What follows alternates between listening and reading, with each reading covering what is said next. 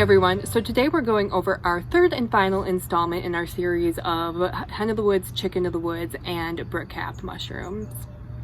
If you've been following along with us, you'll know that we inoculated several logs in the spring of the year, and then we also did a video on planting the logs. So this is our third video, and we're just showing you what your fruiting body will look like for a maitake and how to harvest it.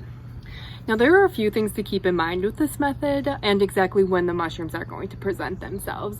Much like any other fungi cultivation on logs, it's going to depend on a few things. For this particular method, it's going to depend on three in particular. One is the size of the log that you inoculated. The second is what sterilization method you used. And the third and final thing is just how well your spawn colonized your log and how long you let it colonize before planting it.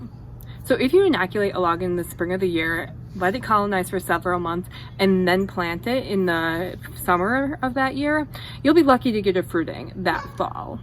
More often than not, these larger log pieces are going to take 18 months and sometimes even longer before you get your first fruiting body. But rest assured that they will show up. It's just they might need a little coaxing from Mother Nature before they do. So we were fortunate in that one of our hen of the woods logs that we inoculated actually did fruit this year. So we're gonna go over just quick how to harvest it and how to cook it. Fruiting body. We got a hen of the woods to fruit this year. This was one of our smaller logs that we inoculated, and so it was really good. It was a really exciting thing for us to actually have a fruiting this year after so short a colonization time.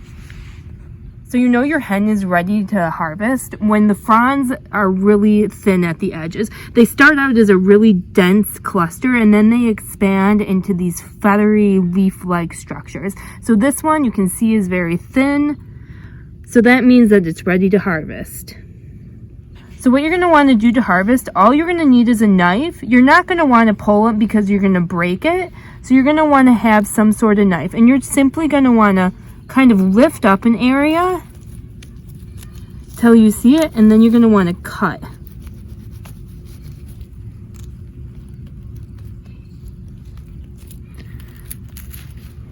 So here we have the hen that I just harvested, and my favorite way to cook it is to just saute this with a little bit of oil and a little bit of salt, and then serve it over a real chicken breast with a little cream sauce.